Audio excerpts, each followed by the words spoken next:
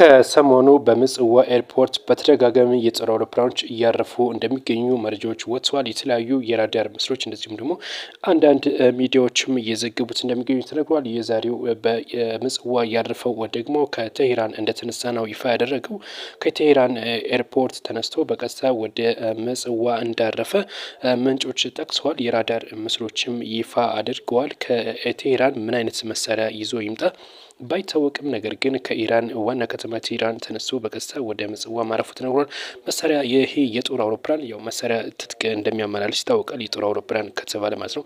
ነገር ግን መሳሪያውን ይዞ የመጣው ለማን ነው? ለሱዳን ነው ወይም ደግሞ ለኤርትራ ነው የሚለው ይፋ ባይደረግም እንደ አንዳንድ መላምቶች ደግሞ በሱዳን ያለውን የእርስ በርስ ጦርነት ምክንያት በማድረግ ወታደራዊ ትጥቅ ሊሆን ይችላል ለሱዳን በሱዳን እርስ በርስ ለሚፋለሙት ለጀነራል አልቡርሃን እንደሚሆን አንዳንድ መላምቶች አሉ። አንዳንዶችም ደግሞ ለኤርትራ ሊሆን ይችላል የሚልም መላምት አለ። ነገር ግን የጦር አውሮፕላኑ አርፏል።